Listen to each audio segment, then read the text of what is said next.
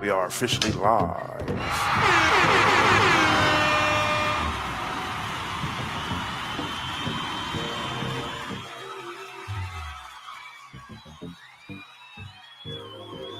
Are you kidding me? Are you kidding me? Good evening. It's Tuesday. You know what that means. It's time for the number one sports podcast in the world. It's time for Sports for You. Live on YouTube. I'm John. That's Nick Freeze. What it do? Our boy Mark is out right now on assignment. We'll send some prayers up for him right now. And we got in the building with us tonight our boy from the great state of Jersey. Our boy SportsPSP is in the house. What it do? How y'all doing today? Doing good. Man, we doing great, brother. How you doing today? Chilling, man. Happy we finally got Eric Bieniemy, baby. Oh, yeah, we definitely going to talk about that. Definitely going to talk about the NFL. We'll talk some NBA All-Star. Make sure you hit that subscribe button for Townhouse Media on YouTube. Like, share. Share this on your Twitter, your Facebook, and Instagram story. Follow us on all social media at Sports Review Podcast, Facebook, Twitter, and Instagram. You can follow me at jwatson0984 on Twitter and Instagram. Of course, you can still follow Mark at HiOnMark1 on Instagram and HiOnMark1 on Twitter. Follow Nick on Instagram at Nick_Freeze and 99 Gorilla on Twitter and Instagram. With extreme caution. And SportsPSP, tell them where they can follow you. Oh, yeah, SportsPSP, man. Go follow me on Instagram, TikTok, Facebook, Twitter, and, of course, man, YouTube, man. Subscribe to my YouTube channel. Please like, comment, follow, subscribe. Basically, just give me y'all perspective on anything y'all want to hear from me on. All right. And you cover everything. Everything. You cover I do the best I can, man. And you own it. Instantly, a story happens, I'm for sure gonna see a Sports PSP notification. It's guaranteed. I like that. Loving it. Consistency, baby. Consistency. So lots to talk about. Obviously, thank y'all who sent the birthday shout outs to our boy Mark. He's not with us today. Now, obviously, he's on assignment. You know, this is a prayers off for his pops. Obviously, his family business he's tending to right now. So so he'll hopefully be back with us. Hopefully Thursday. We'll hopefully see him for No Rules, and definitely hopefully we'll be back here on Friday after the season resumes. NBA season, for you, brother. So we want to send some love out to Mark here. Obviously, we're gonna talk a little NFL. Obviously, it's the start of the franchise tag deadline, off season, NFL draft talk, free agency talk. We'll definitely talk about that, and then talk some NBA. Obviously, we're on the All-Star break. Season resumes on Thursday, but there's some news in the NBA that we'll definitely talk about, and then we got spring training in baseball that's going on right now. So I want to just go there right quick. With my Dodgers. I hate MLB. Yeah, I hate them too. Still not Barry Bonds in the Hall of Fame. The Dodgers made a hire. The Dodgers made an interesting hire late to their organization. And obviously we know that the Dodgers, obviously we dealt with the whole situation with the cheating scandal with the Houston Astros. We know they also lost to of course, to the Boston Red Sox the following year in the World Series. So, but there's reports that the Dodgers have made a very interesting hire. They're saying that the Red Sox, they hired a Red Sox employee who was suspended in the sign stealing. What up, Trail? Good to see you this evening, brother.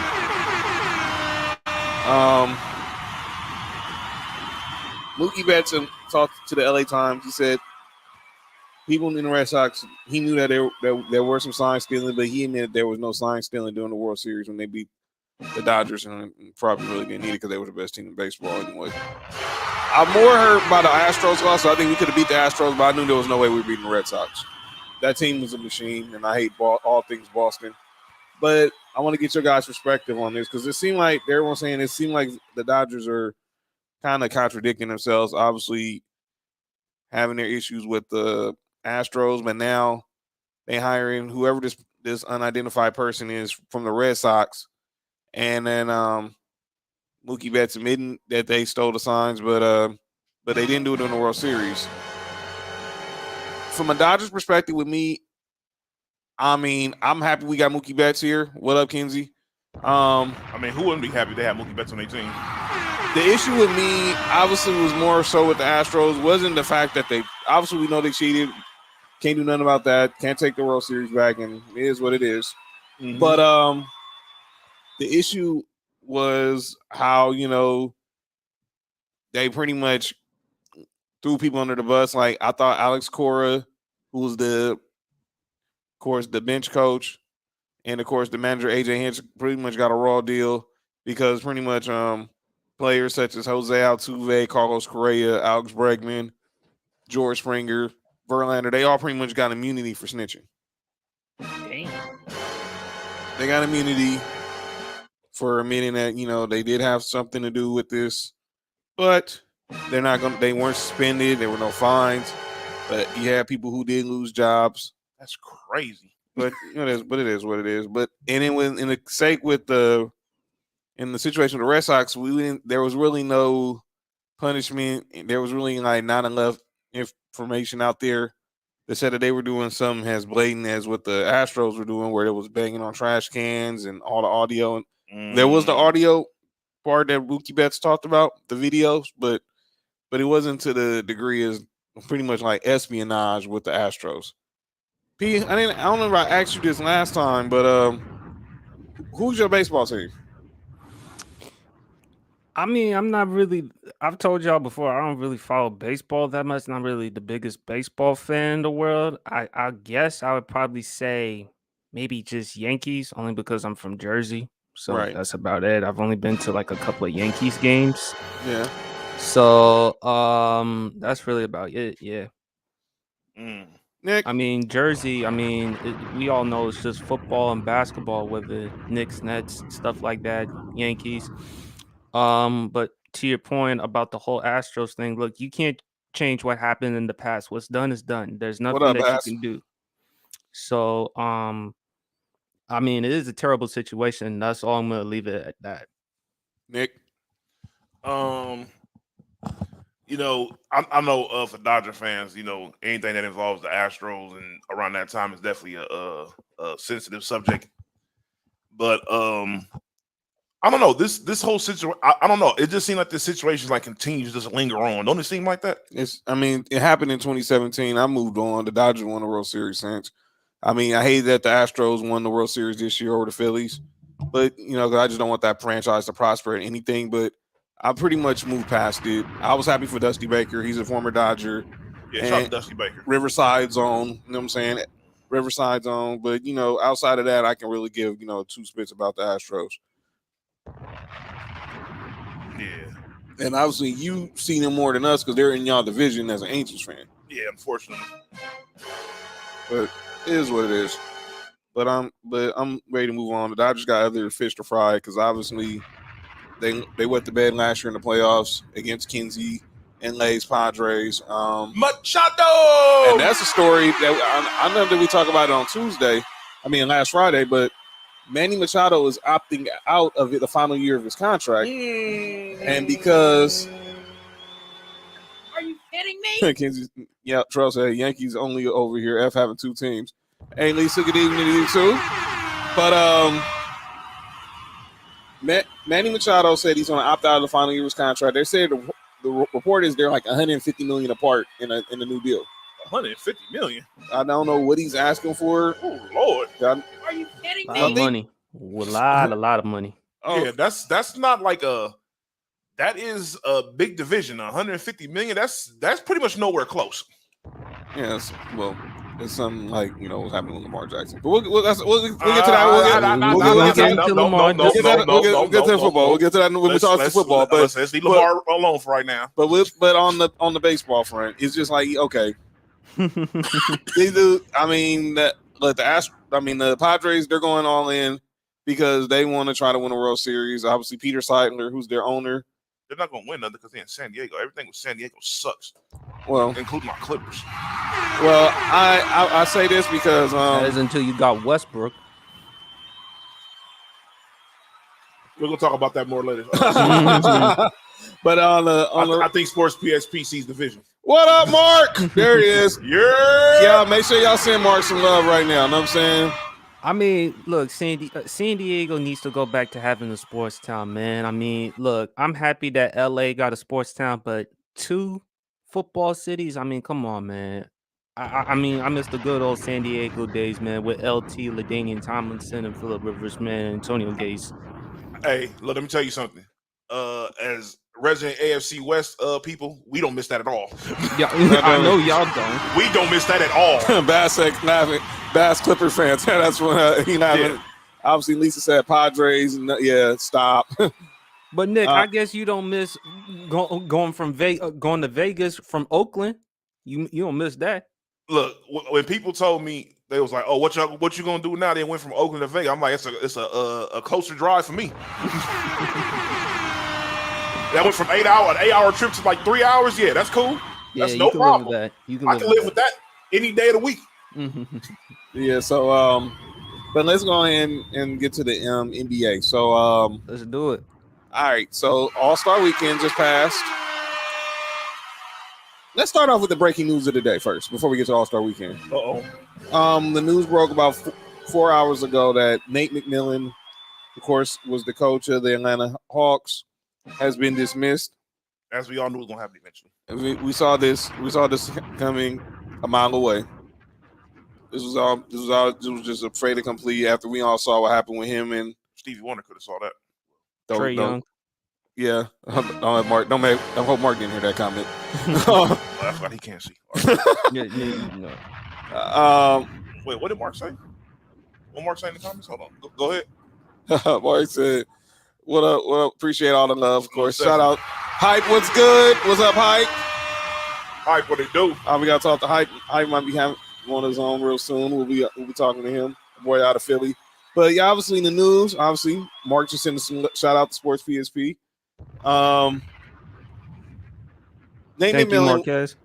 So here's the deal with Nate McMillan. We all saw what happened early in the season. There was a disagreement between him and Trae Young. Trae Young was badgered by a reporter about it earlier in the season, and I think he got the first taste of what it's like, wasn't like, being face of a franchise, because he got real testy, but it comes with the territory. I just hope he knows that now. Yeah, I mean, it's not nothing new we've seen in sports. I mean, Magic got rid of what's his name after they won the championship. Don't remind me, that's season two, the winning time coming real soon. Yeah, so shout out to winning time. So it's like, it's not nothing new, when you have a franchise player and he doesn't get along with the coach, 9 out of 10, the coach is going to be out. I 100% agree. What you think about the news today about Nate McMillan, P? It was gonna happen eventually. As like Nick said, man, it's between the franchise player and the coach. And normally they're gonna go with the franchise player. They gave Trae Young the bag. It's like with the Cardinals, Cliff Kingsbury or Kyler Murray. Who's gonna go? Clearly it's gonna be Cliff.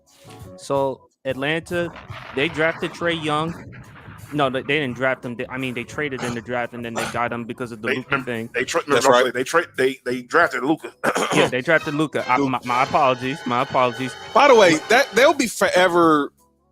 Their careers will be forever attached, because you think about that trade. If Luka ended up in Atlanta and Atlanta's been desperate for trying to find that next guy since Dominique, really. But right. They have the next guy. And they have it in Trae Young. And they go fix. But they do have it with Trae Young. They have the next guy. But it's something different, Luka. But Luka's on Trae another level, bro. Luka's just on another level. I just think that will forever be the constant talk between the Luka and the Trae Young trade. But back to Atlanta with Nick McMillan. I hope he lands back on his feet. I feel sad for him, because obviously you don't wish anyone to be unemployed. That's right. But it was going to happen. So it's no surprise, no shock at all. Hey, Hype, don't be dissing Winning Time. Winning Time's a good show, man. So they doing the season 2? Of course they doing the season 2. Shout out to Mark's homeboy Sherm, who was part of the cast. You know what I'm saying? Oh, shout outs to Jacques Vaughn for getting that multi-year extension. Yeah, let's go there. Let's go there. So Jock Vaughn today, obviously his contract was on expire at the end of this year, but he got a multi-year extension, obviously in the wake of the KD Kyrie trades. He's going to be there for another 6 years, another 5 years. So, and he has his team playing defense now. That team is quietly He's done a hell of very a good. job. He's done a hell of a job as the head coach. The only question I have with the Brooklyn Nets is the big obvious, and that's Ben Simmons. So, but that's a story for another day. I don't want to get into that. Ben who? We know, Man. but Cam Thomas. Don't get me started on Sports PSP. But Cam Thomas, Mikal Bridges, you know, they've been nice additions to the team. Nick Claxton has improved, especially offensively. I think he leads the NBA in block shots. Yes. Jacques Vaughn has got him playing better defense. You know, so I'm happy for him. And I'm happy for Brooklyn because all those draft picks they've accumulated, so their future looks pretty bright. So I'm happy for them. It's great for Brooklyn. Absolutely. And when we had you on last time, obviously you reside in Jersey. Yeah. And obviously we know that the Knicks still run, sports on the East Coast when it comes to New York. Unless Jim Dolan finds some way to sabotage it now. Let's leave Mr. Dolan alone. By the way, bro, I call it like I see it. Hey, look, man. He's walking content on this show all the time. Oh yeah, when we first started off, he was easy content, easy. And I give you an example when the news broke that Steve Stout was going to be going to work for the Knicks, and then he went on First Take and he blasted Tom Thibodeau, and then next thing you know, it came out that he was getting fired. Hype is saying we've been telling that Ben Simmons was, and Hype's from Philly, he will know. Hey, look, yeah, I tried to tell people that last year, and I got hit with the Doc Rivers and Joel Embiid and all that. But I'm like, okay, that's cool, but the dude still didn't score. He didn't refuse to score points. By the way, speaking of, go ahead, P. But as far as with the Knicks, man, the Knicks should be pleased with what they're seeing from the season. I mean, Jalen Brunson, I did the TikTok video and stuff. He should have made the All-Star team. No brainer. He's been like a godsend to the team. Julius Randle has played well this season, deserving of the All-Star. Thibs is a good coach, but the problem with him is he runs players into the ground. That's his MO. Mm-hmm. So, look, I just think New York, the Knicks right now are the team in New York currently. But Brooklyn, I wouldn't discount them just yet. You can look at Cam Thomas, Mikal Bridges. Those are some nice pieces. It's just, again, like I said, Ben Simmons is the question mark. But I think Jacques Vaughn has done a great job so far, and hopefully he keeps this up. That's all I'm going to say. I agree with my bro Bass that Jalen Brunson has been great all year, underrated. And I do agree. I knew for a fact they weren't going to put two Knicks as all-stars. And obviously, Julius Randle's the bigger name. So, obviously, that's how he ended up getting the nod. And, obviously, outside of Giannis, he's the only guy who's averaging 25 and 10 in the regular season. So, but I really wanted to see Jalen Brunson get an all-star nod. But, unfortunately, Imagine with Spade. He's actually what Dallas was missing before they traded for Kyrie. Mm-hmm. I wish Julius would have stayed out at 3 points. Well, let Mark sell it. By the way, speaking of that, we'll get into that when we talk about All-Star, but we didn't talk about this on Friday. What's that? There was bigger coaching news than what happened today with Nate McMillan and with Jacques Vaughn. What's that? And that was Thursday, the announcement that the Boston Celtics removed the interim tag from Coach Joe Mazzulla, gave him a new contract extension, and making him the new head coach, basically terminating the deal with Ime Udoka. Yeah, I mean, look, the moment you can find someone who can do just as good, if not a better job than you, they're going to replace you right away. I'll let you later. Go ahead. No, I'll say, how let you later. That's all they're going to do. Yeah, that's what they're going to do. I mean, I feel, look, Ime Udoka has no one to blame but himself for putting himself in that predicament. Mm-hmm. I mean, it's a very embarrassing situation. I mean, clearly he got problems with Nia Long, but that's a story for another day. Right. But Are you kidding me? it's gonna be a while for Ime Udoka to get a head coaching job. The likelihood of him getting a head coaching job, Never. yeah, I wouldn't go that far. I think No, it's done. you think he's done. Let me tell you why, John. What- At the end of the day, dog, all these dudes are they're it's like a fraternity. Yeah.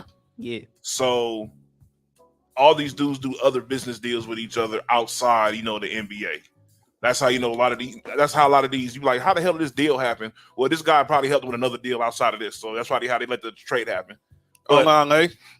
how's it going, Lay? The only, But the only problem I have with how the way people are treating Ime Udoka, I mean, they're acting as if Udoka committed sexual harassment or stuff like that. The report said it was consensual. he did nothing wrong. Don't get me started. We've had this discussion.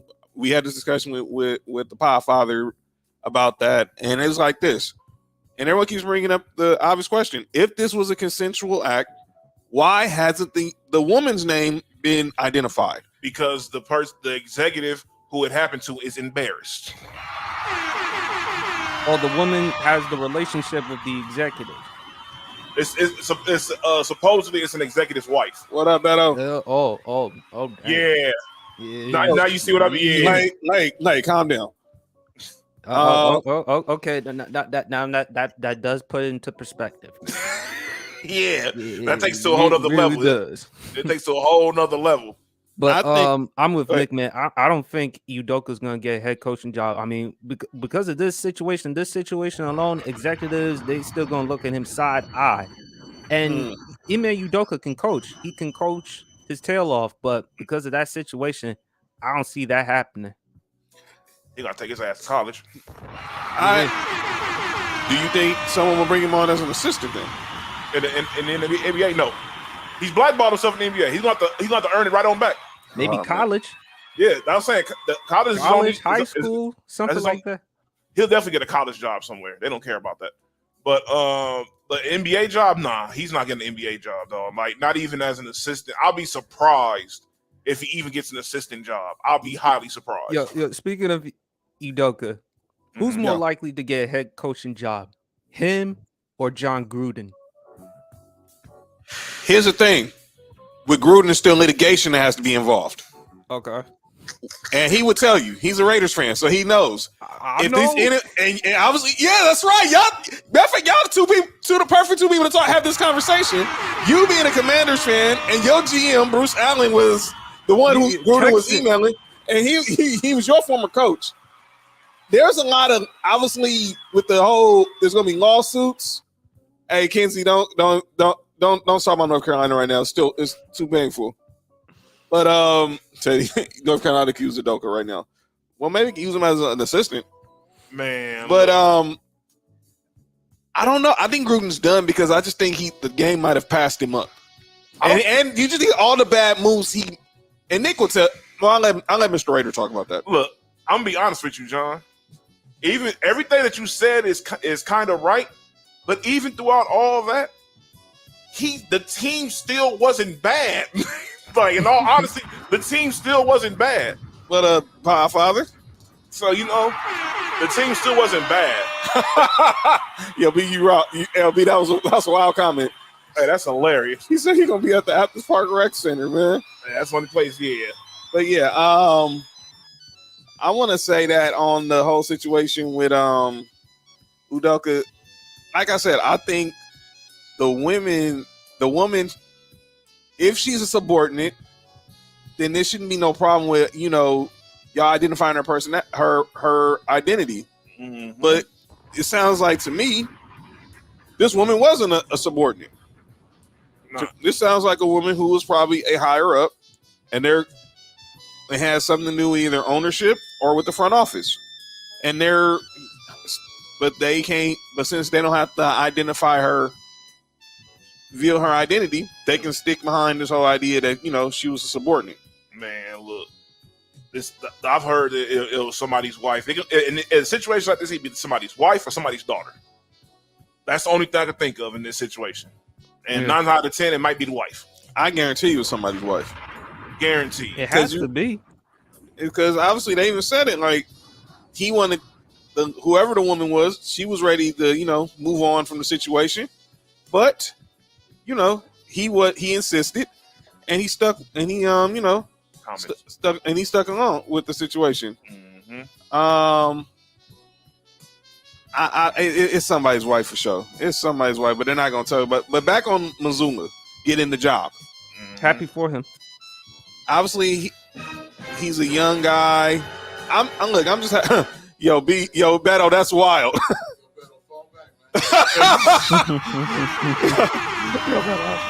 But it's like, okay. Kenzie said, "Do you think the Bulls would love to have?" Listen, I'm a right Bulls now? fan. I would love to have Udoka as a coach, but I just don't see that. It's not gonna happen. He's not gonna. Ain't gonna happen. He's not coaching again. I don't see them just firing Billy Donovan yet. Look, I know the only team I could see Ime Udoka possibly landing to, perhaps the Knicks, if they get rid of Thibodeau. Because we all know Dolan. Remember, he hired Isaiah Thomas to be the president of the New York Liberty, a WNBA team in the aftermath of the whole Anuka Brown Sanders situation. Yeah, I remember that situation. By the way, that was a story about the new ownership with the Suns supposedly was supposed to hire Isaiah Thomas, and then they shot that down quickly. It was like, no, that's not true. Right. And of course, when it comes to optics, Dolan doesn't really care at all. Of course, he never does. Right. He's an idiot. Obviously, he's. Oh, I said that out loud. My fault, Joe. No, you're not saying nothing that we all haven't thought. My fault, Joe. That was a thought that was supposed to be kept to myself. Will Pop take a chance on? Well, he's a Pop disciple, Beto. Pop's like, look. Let me tell you something, dog. He's a Pop disciple. You know about to take over San Antonio when it's time for Pop to retire? Tim Duncan. I hope not. It's gonna be Tim Duncan. As a head coach, I hope not. It's gonna be Tim Duncan. I guarantee you. I can already see it being set up. Is he still an assistant up on their staff? He went back to the VI. What about Manu or Tony Parker? Oh, I don't see them as coaches. See, I think it's going to be another guy people are not talking about. If I'm not mistaken, I think Quinn Snyder is a Pop disciple. Yes, he is. Yes. And he's also one of the guys he used to play for him, didn't he? You heard what my brother said. Be wild, man. Oh man. But yeah, well, I don't know if Quinn Snyder. I know he was on the staff.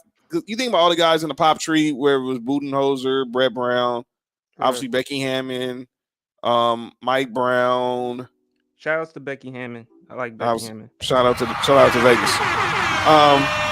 They kill him. They have an investigation too, though. That's a whole nother show. But Are you kidding me? But yeah, I don't know. I mean, look, it only takes one. But you guys think that no one's gonna be willing to take that chance on Ime? But the Spurs, obviously, like him being a Pop disciple, would be a no-brainer there. But we'll see what happens there. But I'm more with Bass. I don't think he's done. I personally think, and this might sound crazy, I think if the Sixers have another early exit, they make the call. Because I think they make the call, even though I think the job's probably going to end up going to D'Antoni. Oh my God! Because of James Harden. By the way, did y'all see the story that some people think that he's going back to Houston? Who? James Daryl Harden. Morey? No, James Harden. Why would James Harden go back to Houston? That's why. Clubs. No state tax. Listen, he has his jersey retired at one of them clubs. He does. Yeah. He does. Besides, he even admitted he loves H-Town more than he loves Brooklyn and Phoenix, Philadelphia. So, yeah, Quinn is Quinn Snyder, Charles Lee, who's an assistant for the Bucks, and then somebody else who's also could be a candidate for the Hawks job. I saw my guy Miles Simon, who he might be a candidate. Yo, B. What do you mean line crosses? That's crazy, dog. B. Calm down, man. I'll be back if you got to call mom and check on her for. Oh, go ahead, do that. Go ahead, Beto. Tell mom she said what's up. Josh, shout out to Russ. Can't wait for him to eliminate the Lakers. There you go, man. Josh always trying to hate on somebody, man. But anyway, I don't think Lakers gonna make it. But go ahead. You still got a chance. If LeBron James averages 37 and 7 and AD gives you 29 and 13, and with D'Angelo giving you at least 25 and 6, I guess. And they still gonna lose half of those games. I think we got 23 games left. They gotta go above 5. They gotta go above 500. And LeBron hurt too. That hand stuff was just like, look, man, I'm not trying to play the rest of this game. I'm here. Nah, I just seen dudes get their fingers caught in nets before. That looks crazy. I think it wouldn't shock me if he's playing on Thursday. But anyway, y'all ready to talk about All-Star? Yeah, let's do that.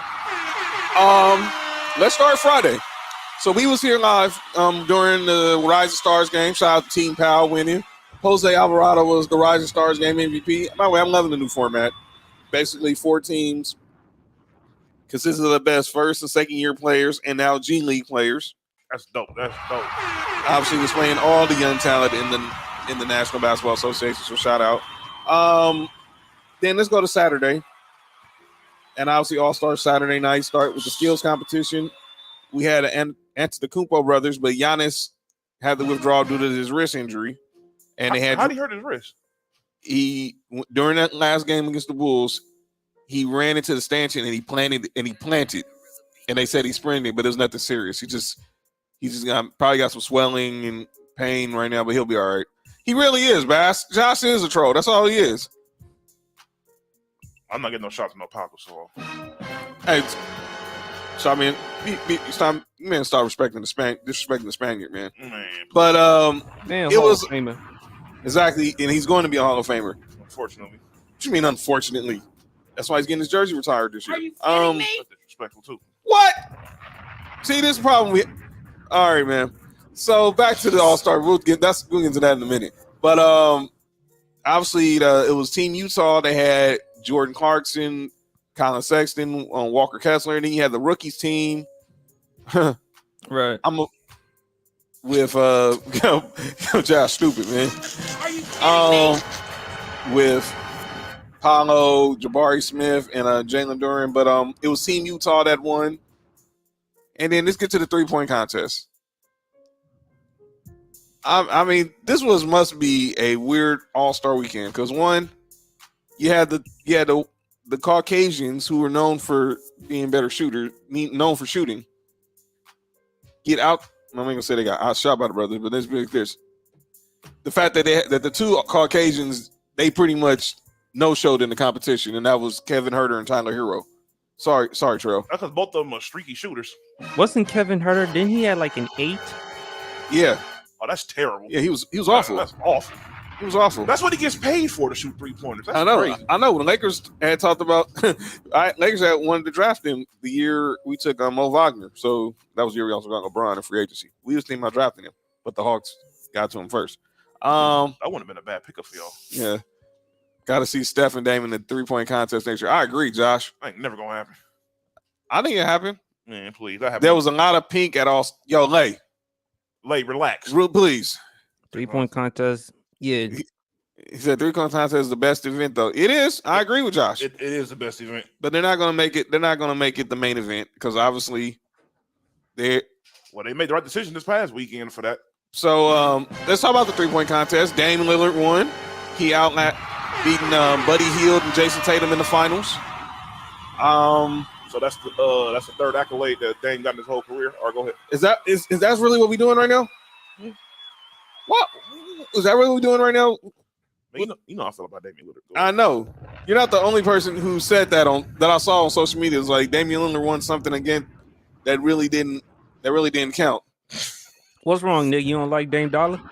No, it's not that. It's just that I have a big issue with him being in the top 75. That's all it is. I agree. I don't think he deserved to be there either. Yeah, especially when Dwight Howard, who was way more accomplished than him, didn't make it. I agree there. I mean, you can make an argument Kyrie should have been in the top 75. I said the same thing. He's not. I was like, he shouldn't be in there over Kyrie either. But there's people that believe that Damian Lillard is better than Kyrie Irving. But that's crazy to me. Look, I think they kept Kyrie out because of obvious reasons, but we won't get in there. Yeah, we all know what it was. The same reason why they put Dwight Howard in, because of popularity. People, people don't like Dwight Howard. Because when you have people who, and you think about how the voting was, you had former players, you had media, you had current players.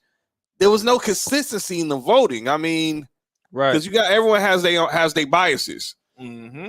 But people forget Dwight Howard was at that point in Orlando was the best big man in the game.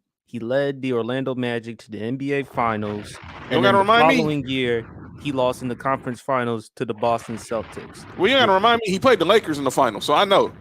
You gotta remind me. He was a Dog. 3-time defensive player of the year, 3 straight years defensive player of the year. Dog, he was a top at one point in his career. He for sure was a top 5 player in the league. Well, he was. For sure, At and that it, time, and it wasn't he for was. like one or 2 years. No, in his prime, that prime area when LeBron and Kobe were the top 2 dogs, it was them 2. Mm-hmm. Pick your choose. Some people say Kobe, some people say LeBron. Then it was D Wade, and then you throw Dwight in there, probably Carmelo, but Dwight was definitely in that top 5 for sure. There wasn't that many people in the league better than Dwight Howard when he was in Well, his prime. and at that time, the centers was just wild. I It just was think people light years. gave Dwight a bad rep because of how things ended for him with the Lakers and how he departed and went to the Rockets. I hold Houston. Yo, Beto, calm down. That's the biggest indictment in Dwight Howard's career because it's not just the fact that he had James Harden. You had 2 big men, Kevin McHale, the head coach, and Akeem the Dream Olajuwon, to teach you how to play the post, and you still the same player offensively. And you're in a state in Texas with no state income taxes. So to me, that's a disappointment. That's the huge indictment in Dwight Howard's career. I just think he wanted to go to LA because of LA and he wanted to get out of Orlando. He really wanted to go to Brooklyn. He did. He wanted to team up with Darren Williams, but he succumbed to pressure because he was getting a lot of scrutiny for how things ended in Orlando. I mean, this just comes with the price of being a superstar. If you want to demand a trade, just accept the trade. He did, but the problem was that he really was hurt. He was legitimately hurt that year. Bad back. Yeah, and he still led the league in rebounding. You know how crazy that sounds? That shows you how bad the center play was even at that time. No, that shows you how good he was. No, but that also means the center play was that bad. If Dwight Howard can come in there at his worst and still come in there and still average 13, that means dudes were just not even trying to rebound, or Dwight Howard's just pretty much saying like, "Look, I can still take you guys even with a bad back." But you got to think about pause. Are you kidding me? You got to think about this too. Like even with Dwight Howard, even outside of being like one of the best defensive big men, he's also one of the best rebounders of all time as well. One of the most athletic big men as well. Yeah, for sure, easily. And the thing is, his game was never offense. Right. I always said this about Dwight Howard. Dwight Howard happened to be one of those defenders that can get the ball. That's on the bucket every once in a while. You know, most of his points come from him just putbacks, alley, and he's just stronger than people. You got out the way. I'm going to cut to the basket. You're going to move out the way because you're not going to stand there while I'm over here looking like a bodybuilder about to dunk on somebody. You're about to move out the way. He'll do some occasional hook shots here and there, but that's about it. That's about it. As raw as limited he was going to get you at least 18 to 20 a night. Exactly. And you know what he's going to bring on defense. You know he's going to be rebounding. And they built that team perfect around him. They put a bunch of shooters around him. Everything was built for that team for them to win, except they played against the Lakers, who was able to use their length. Yo, Josh, shut up, man. Shots. Yo, Josh, shut up. Uh-oh. They always got. No, we don't always have food on. Yo, Josh, shut up, man. Are you kidding me? We're not even going there. But I also think Shaq as well. Shaq also gave Dwight Howard a bad rep because the Superman. He still is. He still is. Kobe too. He still is. Shaq and Kobe. But I can't blame Kobe because Kobe is a no-nonsense dude. He's a guy, works out, takes care of his body, does everything he can to compete. So, of course, Kobe's going to win all the time. Yeah. He the Mamba. Yeah. I'm not liking what I'm seeing from Shaq, dude, because even now, Shaq's just a hater. And let's be clear, none of us are watching Taiwan basketball, dude. No. Dwight should still be in the league. There's some teams that can use a veteran center right now as we get close to the buyout market. I wish the Clippers had him. Oh, yeah. The Clippers would love to have an interior like Dwight in terms of the defense and rebounding. But look, Shaq's been a hater, and I like Shaq a lot. But nowadays, a lot of people in the media nowadays are just haters. Skip definitely. Bayless. Don't get him started. He's in the Calling Out Names Hall of Fame.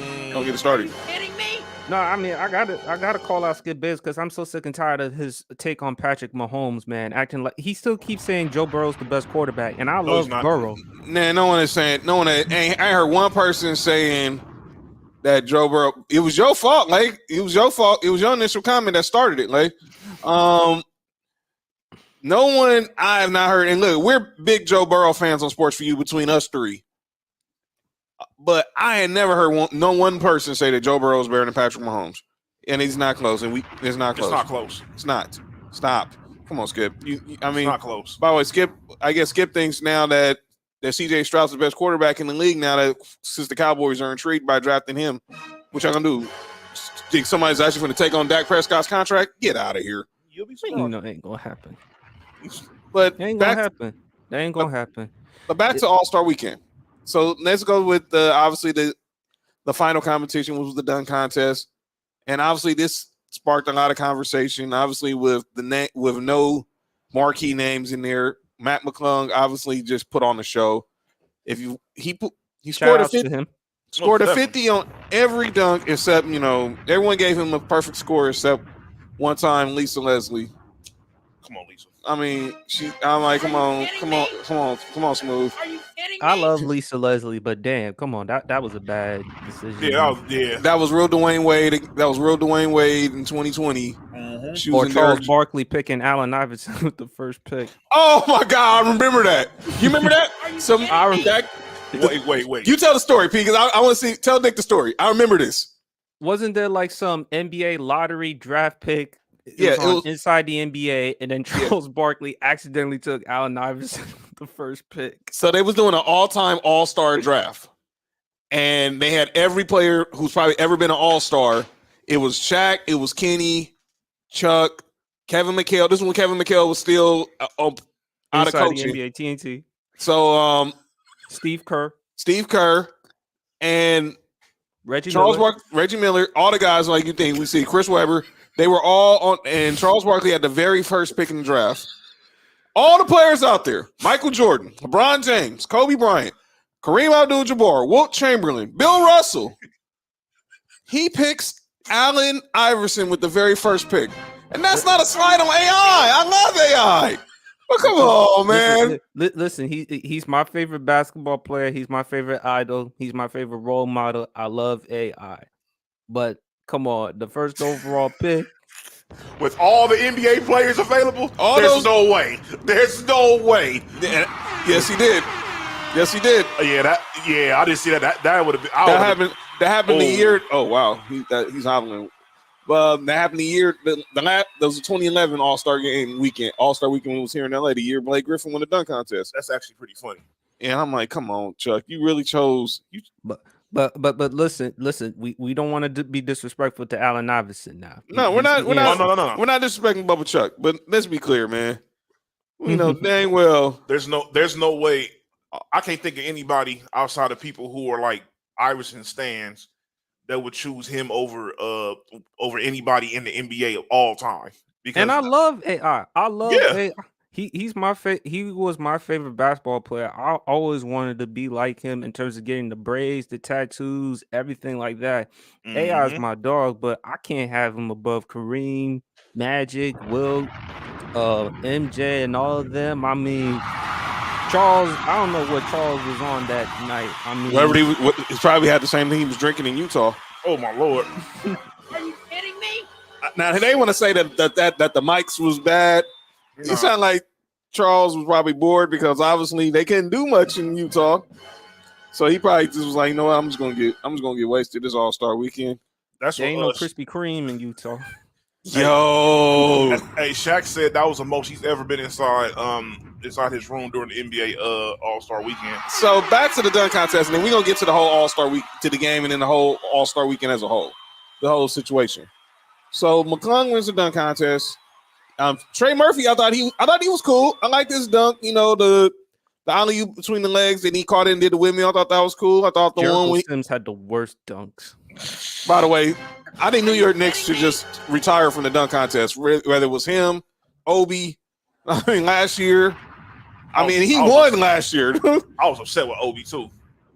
I expected more, knowing his pop, knowing that how much of a legend his pops is in New York street ball. Yeah. I just thought he was going to just and remember he used to be like had a bunch of power dunks when he was at Dayton. Mhm. And I just thought, man, but some dudes just in game on dunkers. That's how it is.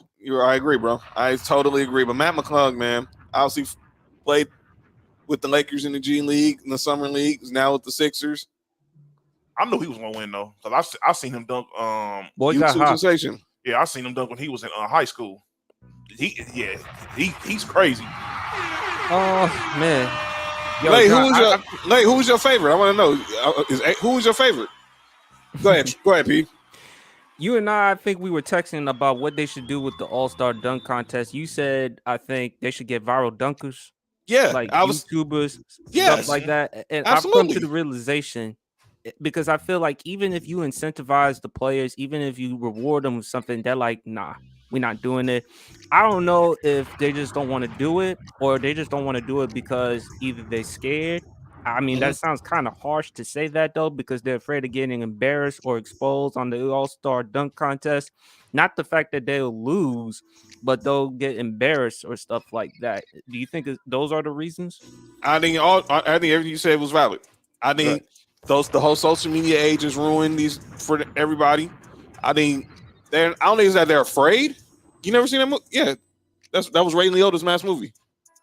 Wow, he's a bear. No, he's one of the guys that the bear attacked. Oh, okay. Oh, that's based on a true story. Cocaine Bear comes out this weekend. That's R.I.P. R.I.P. Ray Liotta. But as far as with the dunk contest, I think it was because of social media. It's because obviously people are more focusing on hashtag the brand. Shout out to Pat McAfee. But let me be clear. Kevin Durant said it. What are we doing? I mean, when I grew up, I used to love watching the stars. We grew up, we saw Jordan and Dominique. You didn't have to be a big name to be in the dunk contest. And I'm listening to my guy Sedano and Cap talk about it today. You think about some of the names who won dunk contest. Brent Berry won the dunk contest. You talk about the Knicks. Kenny Skywalker won a dunk contest. Harold Miner wasn't a star, but we all knew if you're from LA, you knew what Harold Miner was. He won 2 dunk contests. Mm-hmm. Desmond Mason wasn't a big star. Obviously, Jason Richardson was a borderline. He was never an all-star, but we knew who he was from his time at Michigan State and his time in the NBA. Jason Richardson was a baller. Jason Richardson. You think about Fred Jones won a dunk contest. I mean, come on, where's he been? Nate Robinson. Nate Robinson won 3 dunk contests. Should only won 1. Spud Webb. You don't have to be a big name in. J.R. Smith attended a dunk contest, I think. Yep. Don't get me started on Birdman being in a dunk contest, dunking again like 20 attempts. Oh yeah, that was ridiculous. I think Paul George was in the dunk contest too. Yeah, he was. Yep. Paul George was in DeRozan. I got a question. What's up? Which one is more boring? All-Star Weekend, NBA All-Star Weekend, or the Pro Bowl? Pro Bowl previously. It was for sure the Pro Bowl before this year. Before Peyton and Eli got involved and threw in the flag football and all the competitions. Pro Bowl was non-watchable. You watch football for hits. Mm-hmm. But you know something, John? Even before that, at least you remember, at least during the 90s and the early 2000s, they took the Pro Bowl serious. Yeah, and even outside of that, the other competitions they had leading up to it, you remember the quarterback. The quarterback pass. Yeah, all that was dope. Yeah, all that was dope. That was dope. Beto, that's a good one. D Brown, that's a good one. NBA, Josh, the NBA need to go back to actually hooping in the All-Star game. Let's go there. I actually agree. Let's go there. That was the most unwatchable All-Star. Now, I didn't watch much of it. I didn't watch much of it either. I was, pretty much. It was cringy, if anything. Very. Because of we all know we don't want to go there. It was just like, come on, man. F. Carmelo. All right, go ahead. Yeah. Oh, we can talk about that definitely. But obviously, SportsPSP. I didn't want to go there, but I'm gonna let you have a comment. You had a very good commentary on it on your social. We're gonna talk about that. But here's the deal. The reason for the All-Star draft was obviously because people start seeing East and West certified layup, fell asleep 3 times. Layup. I don't blame you, Josh. It wasn't for me. It wasn't for me having Sophie on for the weekend. I probably would have been the same way. But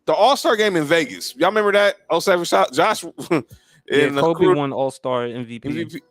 09. Obviously, I love all the Kobe ones when he won MVP. It was 02, 07, 09, 2011, of course.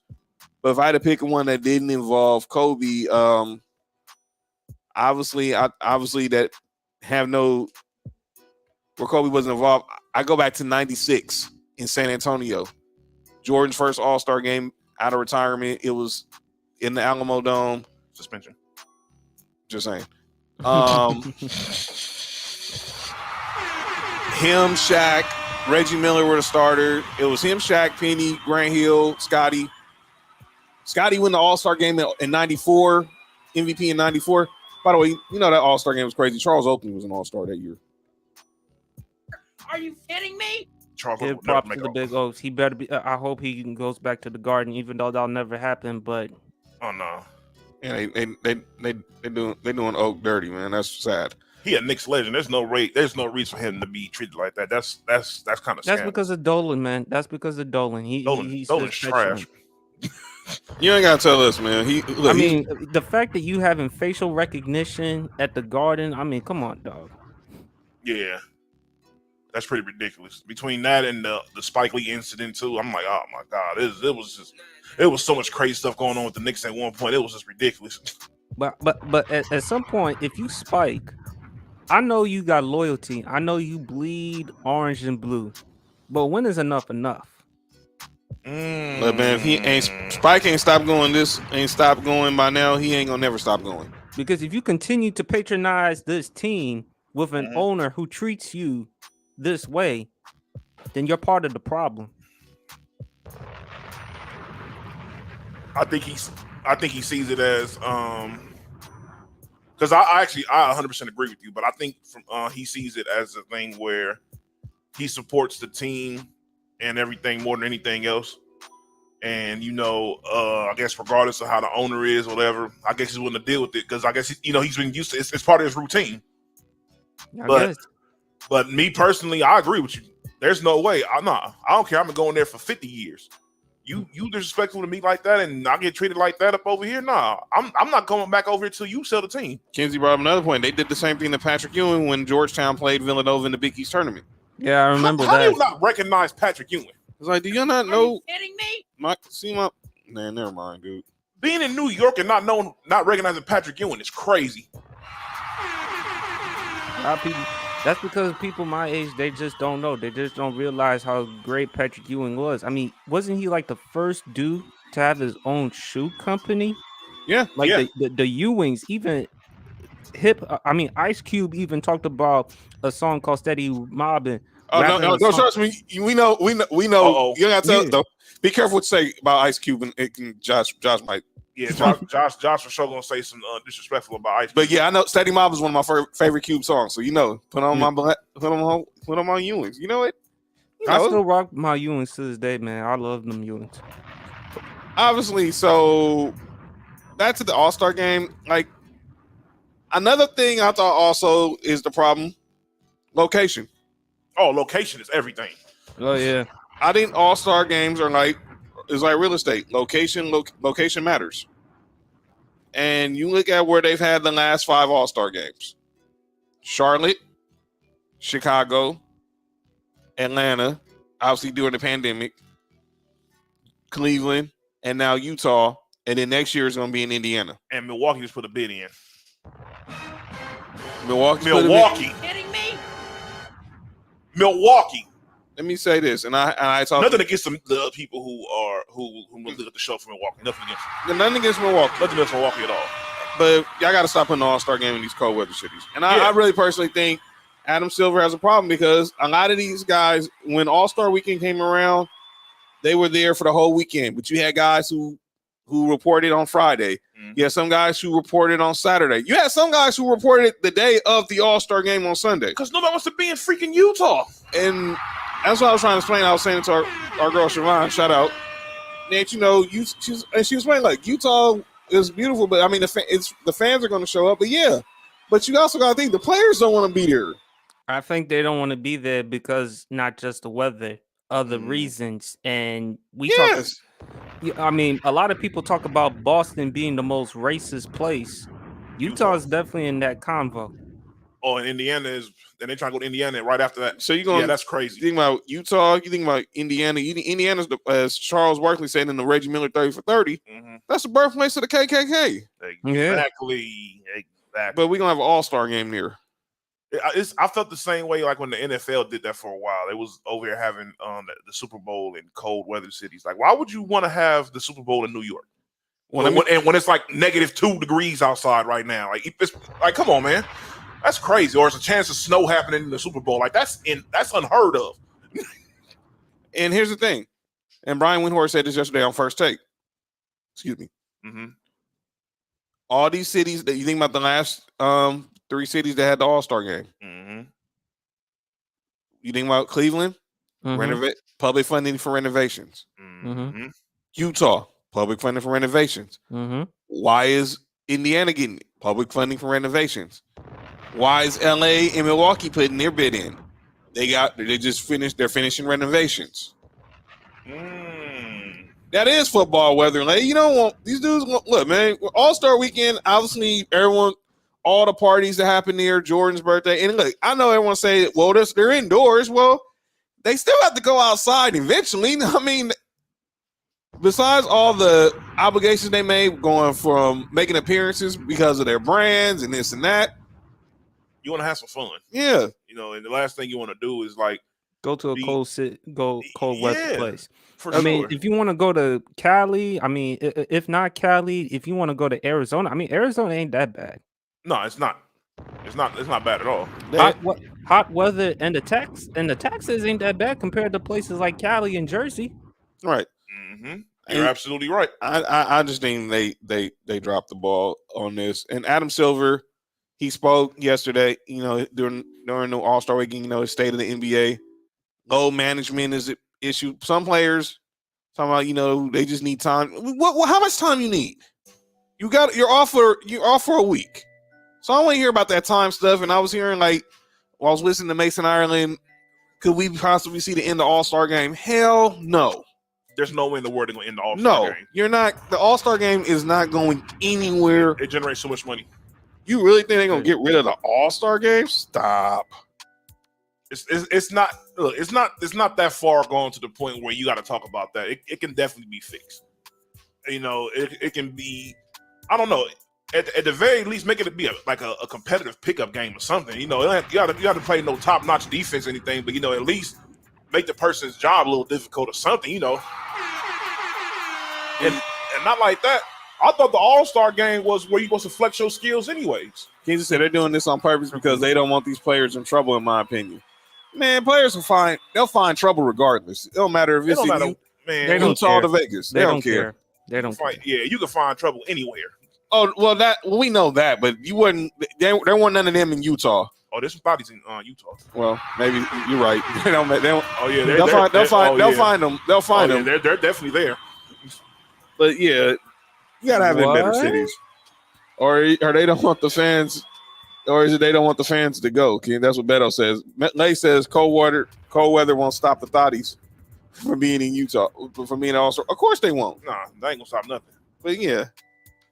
Do y'all want me to address the situation, or do you want me? Let's go. Go ahead. Look, I spoke about the YouTube. I did a video on YouTube, IG, TikTok about my thoughts about the whole Karl Malone situation. Mm-hmm. Look, two things could be true. I understand it's Utah, where Karl Malone spent overwhelming majority of his career. He's a great basketball player. You can't take away what he accomplished as a basketball player. He won MVPs. He's been to finals. He's one of the greatest power forwards in NBA history. That said, you have to look at his off-the-court pass.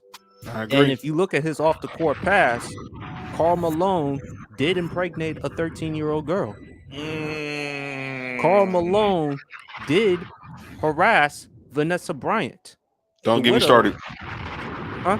Go ahead. I'll say don't get me started, but go ahead. Yeah. I mean, Karl Malone, man, you really want someone like him, the NBA and Adam Silver, you really want someone like him to be there in Utah?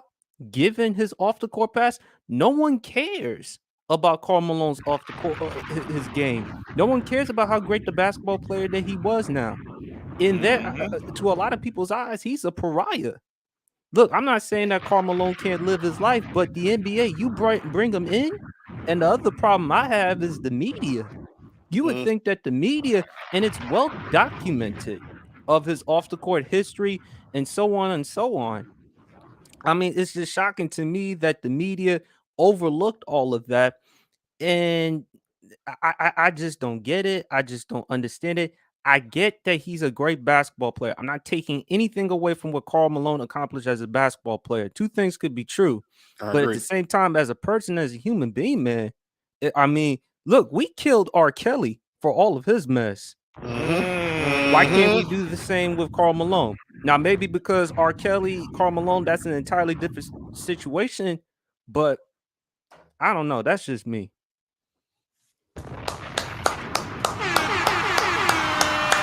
I'm gonna say this, and I'm gonna let Nick handle it because he's been talking about this way more for years before All-Star Weekend. Look, Karl Malone, like Pete said, Hall of Famer, great basketball player, but you want to talk about it was just tone deaf. It was tone deaf. It was tone deaf, and it was tone deaf on, like you said, on the media, because you had certain media bring it up, but and then when he's asked about it, he was like, I'm not going to address it. Well, that's not really, I mean, that's your choice not to address it, but you really just, you're taking away from what the real story is supposed to be, and that is the NBA being back in Utah for All-Star Weekend for the first time in 30 years. And I just thought it was a horrible look. I'm sorry. It was a very horrible look, and he shouldn't have been there. I get it. You had him in Stockton courtside. I know they was honoring LeBron, so they wanted to have all the top 3 scorers there. But you could have just made that about LeBron and Kareem. And I don't think nobody would have cared if Karl Malone wasn't there. He wasn't at the NBA 75 last year. Exactly. But since since in Utah, we just gonna parade him around, showing that he had a party there for All-Star Weekend and all this other stuff. Man, come on, man. Adam Silver, it's tone deaf. It's tone deaf. And humiliating. Go ahead, Nick. All right, so for years, even before I even knew about the 13-year-old, when I heard how he was acting with like Magic when Magic came back, and that, and I understand that's a sensitive situation, but there were people who were uncomfortable with Magic when he came back in the league, which is it's understandable. That it was something very new, and everything. It was different times and all that, but the way he went about it was so like vile, like you talking about Magic, like he's like scum of the earth. Like I ain't, I don't want to be around this dude and all this other stuff. I'm like yo, dude, like what? Like that's crazy. And then you start looking back at the other stuff, the way he interacts with people, and I started doing more research and people talking about him, and it pretty much it came down to that this dude is not the best human being in the world. Then when I heard about the 13-year-old situation, I was like, oh yeah, this dude is definitely scum of the earth. There's no doubt about it. This guy is just horrible. I've never ever since then, I've been saying it for every time somebody bring Karl Malone's name up, I say F Karl Malone every single time. I am not a Karl Malone fan at all. And I was highly upset that the NBA, like you said, I understand these are the top 3 scorers of all time, but you put this pedophile next to what this great civil rights activist in Kareem Abdul-Jabbar and this great philanthropist in LeBron James and everything that actually do stuff for their community compared to this piece of trash over here. That's terrible. Get him up out of here. That was horrible. That looked very bad on the NBA. The NBA usually does stuff right or does their best to make everything right, but this particular situation was terrible, especially in today's world. And that's they with Adam Silver. I don't want to hear that low management is okay. And I gotta say this: I don't want to hear that the NBA didn't know. They did. He knew. Come on, man. Didn't He know knew. what. About Karl Malone. Man, You This knew. happened when he No, was in. they- This happened when he was they in knew. college at Louisiana Tech. dog, They you can go. knew. You They can go on knew all YouTube and this find it out. stuff, and they didn't care. And to me, that's a slap in the face. Look, like I said, two things are true. Karl Malone was a great basketball player. I understand it's in Utah, but at the same time, you really want him, given his history, he should have stayed his ass home. Bottom line. Yeah, Go. should have kept his ass over there in his lumber yard, go there and chop some wood up or something. Yeah, I hated it. I hated it. I hate talking about this dude. So let's move on to a different topic. Man, please. I saw Kenzie just made a comment, but we was killing Kyrie for his opinion. Obviously, this is a story. I mean, it's a story now. Myers Leonard, we knew the story. Myers Leonard, of course, was a former center in the NBA with the Heat and with the Portland Trailblazers. That'll said Demetrius Bell versus Karl Malone in a celebrity fight would be great. You know, Karl Malone gets knocked out. Myers Leonard, we all know he's pretty much been out of the NBA after a video of him on Twitch using an anti-Semitic slur towards a streamer went viral, and he has not been picked up until today. He signed a 10-day contract with the Milwaukee Bucks. We're gonna talk about tone deaf. That's crazy. Y'all And want I'm me to comment? go ahead. Look, I'm all for people. Look, Myers Leonard made a huge mistake for what he said. I saw the interview on ESPN's Outside the Lines with Jeremy Schaap. Yeah, I saw it today too. Mm-hmm. Yeah, I thought he was contrite. I thought he was remorseful. I think he's learned the error of his ways. I do believe he should be forgiven. I don't forget what happened. Right. I don't do that because that's in his history. But as Shannon Sharp said, and he said something that was very powerful, the greatest apology is change behavior. So look, man, I'm not gonna hold this against Myles Leonard. I mean, look, Kyrie, we all know the situation Kyrie had with the tweet. I thought he should have been fined, not suspended. Right. I didn't think it should have cost him his deal with Nike. Unfortunately, it did. But what did you make of what Jaylen Brown did? By supporting Kyrie? Yeah, you saw where Jaylen Brown also said, you know, he had his shoes. Yeah. And he was some custom made Kobe's, and he kind of was telling a message to Nike, like, y'all got to be better. Yeah, I mean, he has a right to call out Nike in that situation. I did not agree with the tweet by Kyrie. I didn't agree with it at all. But at the same time, I don't want Kyrie to lose everything. I thought he should have been fined, not suspended. Because, and not only that, I thought that the NBA and the Nets, especially, they did him dirty with all these lists and things they asked Kyrie to do. Because I'm like, wait a minute. You trying to rob him of his dignity or something like that? I understand what he did. I don't agree with the tweet, but I do think he should be forgiven. Myles Leonard, what he did was wrong with the slur. I don't agree with what he said, but he apologized. He's shown contrition and remorse. He's learned the error of his ways. If that isn't enough in order to show you that he's worthy of a second chance, honestly, I don't know what to say. I really don't. And I saw the Offside the Line special. He did speak to a bunch of people in the JDA. He's speaking to little Jewish kids. He apologized to them. Here's where Myers Leonard has gone to learn right now. You're on if you didn't know now, you're going to be under a very thin microscope. Because there are going to be people at these games. I don't know if you get signed. Yeah, he ain't. You know, they know Riley Cooper ain't never coming back. I mean, Riley Cooper until they do the 30 for 30 on Florida. By the way, in which Nick, which hey, let's not go there. Let's not go there, John. All right. Well, here's the thing. He's going to be on an under microscope because there's going to be somebody in the crowd. Now we don't know if if he gets a second 10-day past this one, but I guarantee when the Bucks take the court and they see him in the layup line, someone's going to make some comments say, "You're anti-Semitic." Nah, Jew basher or something like that. Someone's gonna say something to him. they're gonna do the same thing with Kyrie. They're gonna buy that whole first row and sit right there. Exactly. But the best thing that Myers Leonard has to do is ignore that. He can't be concerned about the ones who are unwilling to forgive him. Look, Right. he made a mistake. He had to live with the consequences. He has owned up to it. I will forgive him. I will move on. I agree with you, John. He's under a huge microscope. So anything he says, people are going to be tuned into what he has to say. But the best thing that he can do is just learn from it and move on. That's all I can say.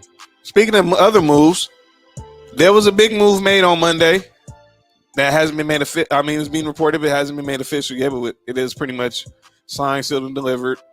Russell Westbrook, as we know, was traded from my Lakers to the Jazz in a 3-team deal, which got us D'Angelo Russell, Malik Beasley, Jared Vanderbilt, sent Mike Conley and Nickeil Alexander-Walker to Minnesota. Great trade, by the way, too. That was a very, very good trade. Got Utah, Russ, Juan Toscano Anderson, Damian Jones, and a protected first-round pick from the Lakers ended up in Utah.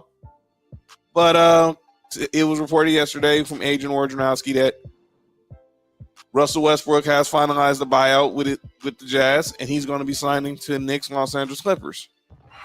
Also, Kevin Love finalized the buyout with the Cleveland Cavaliers. He's signing with Trail's Miami Heat. Patrick Beverley signed the deal, finalized the buyout with Orlando after he was traded from Obama. He's going back to his hometown of Chicago. Shot-town. And then also there was the more sad news for the Bulls, and that was that Lonzo Ball will not see the floor this year. And we'll get to that in a second. But let's start off with Russ. Obviously, Paul George lobbied a lot with Lawrence Frank and Ty Lue to get him on the team. They've had conversations. I'm gonna let Mr. Clipper lead this discussion, and I'm gonna let P respond. Your reaction to the news that Russell Westbrook is staying in LA, but he's gonna now be part of your squad starting soon. Well, the funny thing is, when I heard about Russ getting traded, the first thing I said was, I was like, he's gonna get bought out, and I guarantee the Clippers are going to sign him. And the reason why I said that is, first and foremost, everybody knows I'm extremely critical of Russell Westbrook. I'm also extremely critical of all players that I believe that are very good players that don't play up to the potential that they should. From the very beginning, I said Russ going to the Lakers was not going to work at all because Russ's game and LeBron's game do not complement each other at all, and it's blatantly obvious. Not like that. LeBron doesn't play off the ball that much. Westbrook doesn't play off the ball that much. Anthony Davis, he's a big man, so he has to get fed, so he don't get his regardless. I think where the issue came in was what I said from the beginning. How are they going to be on the court at the same time? And I said and John's my witness. I said it when I'm like, the Lakers should have Russ come off the bench, and everything will work work very, very well. They didn't do it the first year. Second year it happened, and what I said became true because him being come off the bench worked out way more because even with some of his moments, it's not going to affect you as much because he's not a starter. So, but for us, I feel as if it's different because the thing is, our two main players aren't ball dominant. Both Paul George and Kawhi Leonard don't necessarily need the ball in their hands all the time to be effective. He can, and then another thing is on the Lakers, you had Anthony Davis and LeBron filling the lanes up. We don't have nobody filling the lanes up. So Russ can go ahead and be Russ and, cut to the basket and do his thing. Don't worry about him being no jump shooter and all that. Sit over there in the corner and wait for somebody to pass you the ball to shoot the corner three. His defense that he'll be able to bring to the Clippers is going to be a big plus that nobody's even talking about, really. I think the main thing that I like about Russ being over there is the fact of he's going to be held accountable for what he's doing with the Clippers because he's not in a predicament where they have to be like, oh, well, we're paying this dude $48 million, so we got to figure out some type of role for him. No, you're not. You're on the veterans minimum. If you know if it don't work out, guess what? You're out of here. Just or you sit on the bench. So that right there, that can give you some act right as a player. You be like, all right, nothing on this over here. Even though I got the main dudes over here vouching for me, nothing is guaranteed. He gets into a better system over there with the Clippers, and I think he'll be able to his game will be utilized a lot better over there. Not saying that that it wasn't the Lakers. The thing is, it just wasn't a good fit. When your main player is LeBron and you got to do like Russ coming over, it doesn't make any sense. Compared to the Clippers, you have guys that are cool with playing off the ball, and you can have Russ go over. He can kick it out. The Clippers have plenty of shooters, so I think we for sure have the better coaching staff. So that's why I think everything can works out as well with that. Pete, what you think about Russ to the Clips? I love it. And let me tell you why I love it. For the reasons that Nick said. I mean, Kawhi and PG, they're better off the ball than LeBron. LeBron's more ball dominant. I think for Russ, number one, he gets to stay home. He's still going to be in Cali. It's where he and his family wants to be. I think Russ, even though last year ain't nothing much to brag about, I think he's had a good, solid season by his standards.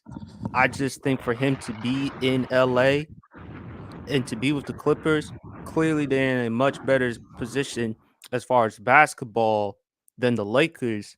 I love it. And then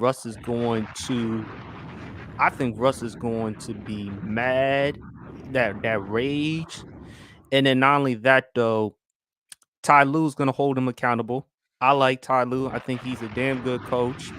And as long as he's willing to accept his role, he's going to have to come off the bench for them. But I'll tell you this. Denver has the number 1 seed. The Clippers are the 4th seed. Imagine the Nuggets versus the Clippers in the conference semis. Now, I love Jokic. He is worthy. In my opinion, he's going to win the MVP again. But do the Nuggets really want to deal with the Clippers at this particular juncture with a healthy Kawhi, PG, and now the addition of Russ? I think, Nick, I didn't even mention Russ's defense. Russ is definitely going to bring them some energy on defense because Russ has good size. He's like 6'3", 6'4", 200 pounds. And I think that energy, that tenacity that he's going to bring to the team is also great for Paul George because, again, they were former teammates going back to their days in OKC. They have a rapport. They have a relationship. It's going to be interesting how he's going to work with Kawhi because of Kawhi's personality compared to Russ's personality. But I think in the end, it'll eventually work. Ty Lue I love Ty Lue. I think he's a damn good coach and clearly an upgrade compared to Doc Rivers. So if Denver faces the Clippers, even though it wouldn't surprise me that the Nuggets would advance to the conference finals, it's going to be a hell of a battle. So Kenzie asks, what about when Russ decides to go into business for himself? He goes on the bench. And he says, so Darvin didn't hold him accountable? Stop. I think Darvin did. Darvin did hold him accountable. I just think Ty Lue's going to hold him even more accountable. I think Darvin held him accountable. I just think Russ, and it's bound to happen. I think Russ, the thing is, it's not even just the thing of hold. It's all right. I'll leave it like this. Greg Popovich holding you accountable is way different than, let's say, Jock Vaughn trying to hold you accountable. Nothing against him, but the caliber of coaching. Both coaches do the same thing. But when you got you a guy who's just that much better at his job, that's established in everything he's doing, trying to hold you accountable, you look at everything a whole lot differently. Right. And that's the respect level. So I think, Ty Lue's won a championship as a player and a coach. So he's coached at a very high level. He's one of the better coaches in the league. He does very well with in-game adjustments. And I think that, compared to Darvin Ham's still in his first year. Russ like, man, I'm gonna listen to this dude. This is as his first year coach compared to Ty. Like, man, Ty Lue know what he's talking about, and they could be saying the same exact message. But to your point, Nick, it doesn't resonate with Darvin Ham because he's a rookie. Yeah, for Greg sure. Popovich, obviously, he has the cachet, he has the experience. 2+ decades, of course, and he has the leverage. Russ at this Mhm. point doesn't have any leverage. Look, he just has to play his way, accept or embrace whatever role that the Clippers offer him, and leave it at that. He does well. I think he'll still be in a position for an NBA. And I just hope this is not the end for Russ. I have to agree. Beto, it's not a little bit more clout. It's definitely you're talking about a rookie compared to a championship coach. I'm gonna say this, then we're gonna get. I'm gonna say this, then we're gonna get to the football before we get out of here. Russ has been on a different team every year since he signed that new contract. Yep. And you, for once, will just want to be tired of being looked like you're a problem child. This is it. Yeah. This is it. It didn't work in Houston. It didn't work in Washington. It didn't work with the Lakers. Now you're with the Clippers. Now I don't know if you'll be brought back next year with the Clippers on a veteran minimum or something like that, but you're paying for your legacy to not look like the way AI went out or Melo had went out. It's time. Yeah. You gotta look at the man in the mirror, and if you don't look at the man in the mirror, like Nick said, you're on a veteran's minimum. They can just sit you down and just say, we're going about our business. So let's get to football. Today was the day that teams can start franchise tagging players. For those who don't know what the franchise tag is, that's when you can sign a player to a 1-year deal, fully guaranteed, at the average salary at the top 5 players at that position. And all eyes are pretty much right now on the quarterback position, mainly with one Lamar Jackson of the Baltimore Ravens. Are you kidding me? He can sign the exclusive franchise tag for $45 million. Will be placed on the exclusive franchise tag for $45 million, where he cannot negotiate with another team, or the non-exclusive at 32, where he can negotiate with other teams, and if the Ravens decline the offer to match the offer he's given, they get 2 first-round picks. Here's my thing. Mo, calm down. I don't think Lamar, I said it, I never thought he should have reported to camp. I get he was being a professional, but he lost leverage because, number one, you got hurt again. And the best ability is availability. And you never want to have that with your quarter. It was one thing to have players get injured in football all the time, but you don't want to have it with your quarterback, especially when the offense is centered around him. And not even just that, it's the timing of his injuries. 3 straight years, you get hurt going into the playoffs. And that's not good. Not at all. And look, he can stand on his principles and go for a guaranteed contract. I'm not mad at him. I'm always pro player getting their money. But I'm just gonna tell him right now. If that's your principle, you better be knowing that the team that you're trading that might trade for you, if that's the case, is going to be willing to give you a guaranteed contract, because I don't see it. I think everybody's focusing on, Deshaun Watson is, the Browns are the most dysfunctional organization in sports, and pretty much that was a stupid contract. I don't care who it was. I mean, they were desperate. That was dumb. And honestly, the Ravens are not going to follow the worst team in their one. They're not going to follow the worst team in their division, and pretty much the worst team in the damn sport. Yeah. The Detroit Lions didn't even do nothing that dumb. And don't get me wrong, Deshaun Watson is definitely a very good player, but we don't know what's happened since the last time he didn't play. He didn't look like Deshaun Watson of 2 years ago when he was playing this year. I mean, when you miss an awful lot of football. Oh yeah, of course. But that's the risk behind it. That's what I was saying. I'm like, they gave him all this guaranteed money, and it's not guaranteed he can come back as the same player. Right. I think now the reports were that the Ravens only offered Lamar 133 guaranteed, which I think is a slap in the face. 133. That's what the report was. Especially when Deshaun Watson gets 230 million guaranteed, and Kyler Murray gets almost 190 million guaranteed. And Russ got his money. There's no way that Lamar Jackson, who's a former league MVP, is getting. And I don't want to hear about Mahomes did this. Mahomes signed a 10-year deal. Exactly. And I don't think Lamar Jackson is signing a 10-year deal. No. I think he's going to sign maybe a 5-year, 7 at best, but more likely he's going to want to get a 5-year and try to get 50 $50 million this season. By the way, when Mahomes signed that 10-year deal, that's like team friendly deal. Very team friendly. Why you think they're able? That's why they weren't sweating the whole losing Tyreek Hill. Look, they signed him for $500 million, but it was like 125 of it was guaranteed. Right. Like Daniel Jones was 45 million. Yeah, kiss that goodbye. They're over there smoking that good stuff over there. But I'm gonna give you. Go ahead, P. I just want to be clear. If he signs the franchise tag with the Ravens, $45 million, and if he doesn't, $32 million. 45 is the player is the exclusive franchise tag. Oh, exclusive franchise. So tag. I mean, if he signs that, if he's tagged, he can't negotiate a trade with another team. That has going to be done by the Ravens. Okay. If he signs the non-exclusive, that's the one that's 32. He doesn't have an agent. He reps himself. He can go to other teams and try to get another deal. Pretty like restricted. $32 million. It's pretty much the equivalent. Million. Yeah, it's pretty much the equivalent of a restricted free agency. Then that's what he should take that $32 million, not the $45 million, because the Ravens.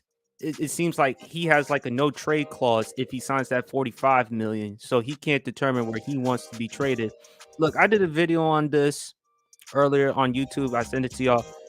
I would love to see Lamar in South Beach to play. That's where Marcus Spears said that this morning on First Take. But here's the thing: he can't control what tag they give him. That's all the Ravens. That's where he messed up with his leverage, because if he would have just stayed out all year. I mean, they probably would have put the exclusive tag on him, but the Ravens have control which tag he gets. So, but what do you do? I mean, if you the Ravens, they're going to tag him, and he's just not going to sign. That's right. This is so stupid. So if you're Lamar, it's best you're probably going to have to pull Deshaun, sit out the rest of the season. Well, I think, and I hope he's ready for it. But here's the thing: now you can get franchised 3 straight years now. At first it was 2. It's 3 straight years. I did not know that. I thought it was only 2 because I thought about you get for that 3rd year for you to do it. He's probably gonna get like $60 million, right? No. For the 3rd year, he gets paid. I think it's is it 95? Because remember, it's the top 5 salaries at that position. It gets crazy. It goes from like I think it was like 32 to like. The 3rd year takes a crazy jump, because Nick Wright was just talking about that earlier. It's a crazy jump it take, and I'm like, there's no way they're franchising him 3 years in a row. And I refuse to believe he's going to play under a franchise tag 3 years in a row. 100% agree. He is not Kirk Cousins. So I'm gonna give y'all some names. Y'all tell me if y'all would franchise tag him or let them test the market. Obviously, we start with Lamar. He's going to get tagged. Mm-hmm. Yeah. Saquon Barkley. There's no way you letting him leave out that building unless you're trading him. They're going to franchise tag him. Do you think Lamar is going to be more available or less available over the next 5 years? It's on him. In the quietest kept, Trunks, his injuries happened in the pocket. They didn't happen while he was on the move. The irony in that. And you got to think of the injuries that he had, the PCL injury, and his game is predicated on his legs. Right. And that happened in the pocket. He wasn't running. He wasn't scrambling. And it doesn't help that, they traded away his left tackle, his starting left tackle to Orlando Brown, who's now with the Chiefs. And he better get his money. One of the best tackles in the league. RP to the Orlando senior, Young Zeus. Oh, stupid. Orlando Brown better get his money, because he, as well as the rest of the Chiefs, were the reason why the Chiefs O-line were the reasons why they won that Super Bowl, because at no time Patrick Mahomes got sacked in that game. Had no pressure the whole time. Do I think Trunks asked, do we think Lamar is going to be more available or less available over the next 5 years? I still think he'll be more available. He'll be more available. Because obviously his injuries were they weren't like catastrophic. So I think he'll still recover. But it was smart on Lamar's part not to play in that playoff game. That's something that Michael Vick alluded to. He said, get on the strap, play. And RG3 was like, nah, don't play at all. You saw what happened to me in that playoff game, and I was never the same. He would know. He would know. Was never the same. He would know. That game, I watched that game. When it happened, I was like, But speaking of quarterbacks, and I'm glad we've talked about Lamar, I want to talk about another quarterback. Oh, no. Jalen Hurts. I hope he gets his money. I think he will. He's getting paid. Yeah, because A.J. Brown, he was on some type of podcast. If they don't give him his money, he's like, Philly, you better trade me. Yeah, he for sure. He said trade me wherever he go. I mean, it's interesting to see he was wearing a KC Royals hat I don't know why he was wearing that hat. I guess he's a Kansas City Royals fan. But listen, Jalen Hurts, man. If Justin Fields, if you Chicago, man, just follow the blueprint Philly did, man. Get him some weapons. Get him some O line. Get him some wide receivers. Get him some defense. All this talk about Bryce Young. And Nick, you and I, we both love Bryce Young. I think Bryce Young is the real deal. Yep. But if I'm Chicago, I'm like, okay, which team is desperate out there to get the number 1 overall pick? And what are you willing to give me? How many firsts? How many twos? How many threes are you willing to give me? Because if I just give you the number 1 pick and I don't get nothing, I'm an idiot. I better get some draft compensation. And all this talk about Jalen Hurts, about Justin Fields, man. Justin Fields can throw. Is he Right. the most consistent passer in the world? No. But if you build around him and if you give him some weapons, and if he puts in the work, Jalen Hurts put in the time in the offseason by working with Tom House, the Guru. quarterback guru who worked with Tom Brady, Drew Brees, Matt Ryan, and them. So if he can do that, I believe Chicago has a quarterback in the making of Justin Fields. And you really want Bryce Young, even though I love him, behind that old line, given how small he is at 6 feet, $194? He'll get hurt. And here's some other names that could also get tagged. We talked about Saquon. Nick, this hits home for you. Josh Jacobs. We're probably gonna franchise that, but you got to get paid. Yeah, you have to franchise tag him. Geno Smith. He's definitely getting franchise. Franchise tag. Tony Pollard. Franchise tag. He gonna get franchise tag and signed. Remember, he's coming off injury, so Yeah, And we just talked about this guy, Daniel Jones. he's gonna get franchise tag. And- I like Daniel Jones. I think I think Brian Dabble did an outstanding job with him, but Daniel Jones, I don't know. It always goes back to that draft. Did you just drafted him because either him or rest his soul Dwayne Haskins, or did you just drafted him because of Cutcliffe, who had a relationship with the Mannings? That always comes to my mind when I think of Daniel Jones. And then Jesse Bates. Oh, he's definitely getting franchise tag. All right, so we got SportsPSP here. Y'all know he's a Washington Commanders fan, and we want to give him the floor on this final segment to talk about the hiring of Eric Bieniemy. We talked about it on Friday. He's not only just going to be the offensive coordinator, he's also going to be the assistant head coach. He's going to have all the offensive play calling responsibilities. Their future head coach. Are you kidding So I me? want to ask you one question. Wow, Miles Bridges was at the Michigan State game.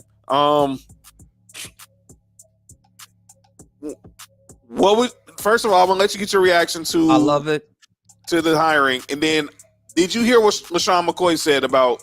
Yes, Eric and he Bieniemy. sounds utterly ridiculous, but when it comes to his football takes, I mean, it's just that trash, folks. It's just that trash. What did he say? I'll let Pete tell it. What No, tell him go about? ahead. I don't remember what he said. Okay, but so LaShawn McCoy yesterday on Speak basically was saying that, and I'm paraphrasing, he likes Airbnb, but he doesn't show the traits of a command of being what you would need from an offensive coordinator. And he was like, it's good to say that when I'll send you the clip when we get out the show.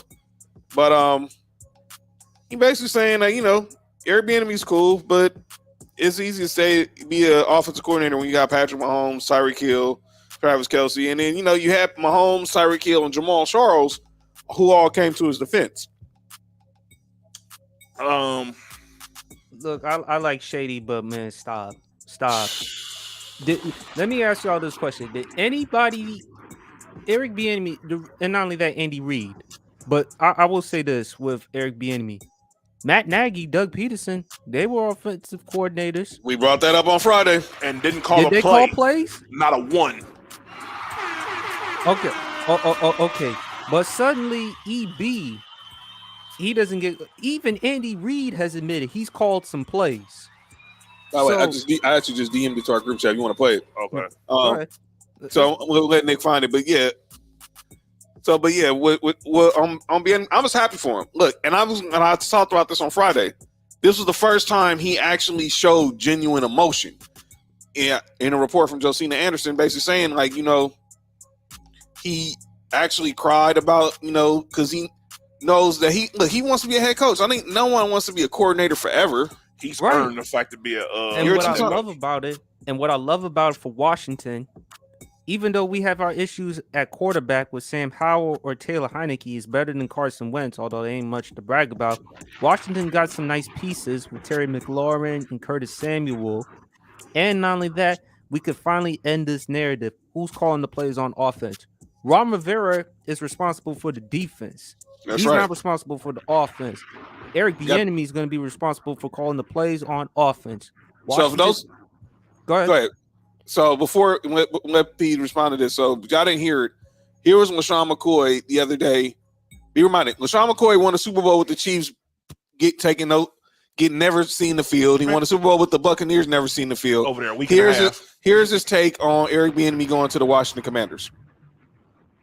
All right. I hope he doesn't, but I think he will. What's his value? What makes him a good offensive coordinator? See, the problem is a lot of these people that go on social media, oh, he should be the guy for the job. They haven't played there. They're not in the locker room. I've been in the rooms where he's coaching, and he has nothing to do with the pass game at all, right? When the plays are designed, that's Andy Reid. When you talk about offensive coordinators, I can tell you what makes Brian Daboll with the Giants a very, very good coordinator. I can tell you what Andy Reid or Doug Peterson. But when I asked about Eric Bieniemy, what makes him good? When we watch the film or practices and we correct the wide receivers, the running backs, the quarterbacks, he doesn't talk in there. Andy Reid talks in there. He may say things to the running back because he's an ex-running back coach. I get that. But he has no real responsibility. Now you go from the Chiefs, where you can hide behind Patrick Mahomes, Andy Reid. Hey, then you go to the Washington, where you got to call plays. You got to run the meetings. You got to run the installs. And the last issue I have with him is what makes Andy Reid so great, not the play calls, which we see that, which, I mean, that's one of it. But the other thing is like adapting to the players. With Bieniemy, he's my first practice, I couldn't believe it. He dog coaching, he dog cussing the players. I'm like, and not just the regular players, Kelsey, other players. So it's like, it's hard for me. I'm rooting for him because he's a black coach, and I love to see black coaches win. Also, he's a running back coach. Running back coaches don't never get a chance to be offense coordinators. The last one was like Anthony Lynn. So I want that to do well for him. But if I got to do my job and be honest, my thing is just where is the true value at? So. Is it have anything to do with him being black? And Shut up. Are you kidding me? You want to comment on that, Nick, before I go? Yeah. Dog. He said all this, right? John, what is the one thing I always say about John Harbaugh? What is his specialty? And this guy's considered a top 5 coach in the league. He doesn't call offense or defense. He's a special teams guy. And he is a top 5 coach in the league by certain people's standards. Here's my thing. By the way, where was John Harbaugh a special teams coordinator before he got the Ravens job? He was a special team coordinator with he was the Eagles, wasn't he? And who was the coach of the Eagles at that time? I believe it was Andy Reid. Go ahead. And Doug Another Peterson fool. and Matt Doug Nagy. Peterson. Go ahead, Nick. I'll let y'all talk. He had the nerve to bring up Doug Peterson. That's the thing that kills me. You was like, oh, we know what Doug Peterson. Well, guess what? When Doug Peterson got hired, he hadn't called a damn play in the NFL. Come on, dude. This is. You know what this sounds like? Hey, PSP, I could be wrong. This sounds like hate. It really is. Oh, no, it is. Sounds like something personal. He contradicted himself. He's saying, I'm rooting for Eric Bieniemy because he's a running backs coach and he's a black coach, but you just humiliated, bro.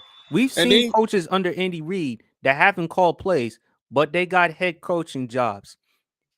People say that Eric Bieniemy, they talk about his interviewing skills, that he doesn't have great people skills or whatever the case may be. I don't know. But the bottom line is this, man, you got to give him a chance. In Washington, I like it because we got an offensive coordinator. He's going to be calling the plays on offense. Rivera's going to be responsible for the defense. I hope Rivera gets fired, but that's a story for another day because I can't trust him. But with EB, Andy Reid has said nothing but positive things about him. He's even admitted that he's called the plays on offense. So you got to give EB a shot, man. And I don't know if y'all heard what Skip Bayless had to say about the whole EB thing, even though I don't agree with everything Skip Bayless had to say. Mm-hmm. But there was some validity, I think, in what he said. It's just on who the owners want and who the owners like. And I'm happy for the other coaches, the OC, the DC from Arizona getting head coaching opportunities. But it's amazing to me how they got it so quick. But Eric Bieniemy, still, I mean, he can't even get a head coaching job. And they're using all these excuses. Well, it's easy to call plays when you got Patrick Mahomes, Travis Kelce, and you got Big Red Andy Reid. But they didn't say that when they had Matt Nagy. They didn't say that about Doug Peterson. Matt Nagy, it wouldn't surprise me if the Kansas City Chiefs offense becomes just as explosive as they were this year. He's probably going to get a head coaching job. Matt Nagy for sure. He's going back to being the OC. Hey, Sports PSP. When's the last time you heard of a team that's had the number one offense for 5 straight years and they keep their offensive coordinator throughout the whole time? I've never heard anything like that. Never. It's unheard of. I said on the show, I was like, that would be like after the Ravens won the first time with the quite possibly one of the best defenses of all time, and what you call it didn't get a job. Marvin Lewis didn't get a job at all, or no, like it makes no sense. Like you just coached the best defense possibly ever, and you didn't get no head coaching job. That doesn't make any sense. But I will say this though. I will say this. For EB, I'm happy for Washington. This is a stepping in the right direction. Hopefully, sure. he does a good job with Taylor Heineke or Sam Howell, whoever they have at quarterback. Washington has the 15th overall pick. I said they should invest in O-line because we need some offensive linemen to protect our quarterbacks. Right. And I don't want to take a shot at Andy Reid because Andy Reid is a great head coach, great human being. Everyone loves him. I'm happy that Andy Reid got his second Super Bowl. But for EB, it's time. And it's just still sad that he still has to show he's worthy of being a head coach. Meanwhile, there are other people who haven't done as much as EB. It's easy for them, just like that, just like in a snap, to get a head coaching job. But hey, unfortunately, that's just the game, man. I'm just glad he's going to get a chance to really shut people up. They have the number, like Nick said, number one offense since he's been the offensive coordinator. Another thing with Sean McCoy was saying, oh, well, he was going at Gronk. I was going at Kelce. He was going at Patrick Mahomes.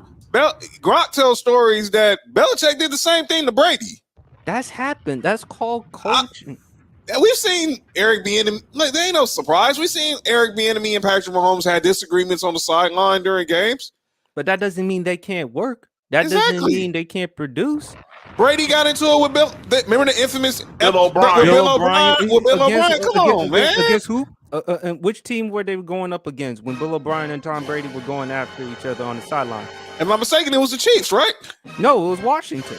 Oh, okay. I remember. How do you think Bill O'Brien got that head coaching job at Penn State? Because he was coaching Tom Brady. If you think about it, all the assistants who coached under Belichick, all pretty much failed with the exception of Bill O'Brien. McDaniels, he failed, but we're gonna see what's gonna happen now with the Raiders. Charlie Weiss failed. He had maybe one good year at Notre Dame, failed. And Andy Reid has the best coaching regime. Well, he look at it, Sean McDermott. You look at John Harbaugh. You look at Doug Peterson. You look at all the other coaches that he's had, and they have proven. Of course, he didn't, Trunks. And you think about it, with Andy Reid's tree, like you said, McDermott, Doug Peterson, Harbaugh. Hell, Matt Nagy not even that bad of a coach. He just drafted Mitchell Trubisky. Yeah, I mean, went to a couple of playoff appearances. Exactly. But you just Ron Rivera took a team to a Super Bowl in Carolina. Been to a couple of playoff appearances as well. Isn't Ron Rivera an Andy Reid guy too? Yep. Yes. Yep. Even Todd Bowles. He was with RIP. I think he was part of Jimmy Johnson's staff. He said nobody. Who? Ron Rivera when he was over there. I think he was part of Jimmy Johnson's staff. Yeah, RIP. He was with Jim Johnson, the great Jim Johnson. But back to Eric Bieniemy, I like it for Washington because it helps our chances as far as our offense. Our problem is our offense. Defensively, Nick and I, we were talking. Payne, you better keep that boy. Yeah. And hopefully, I don't know. I hate to say it, but Chase Young, man, and I love Chase Young, but I'm concerned about him moving forward.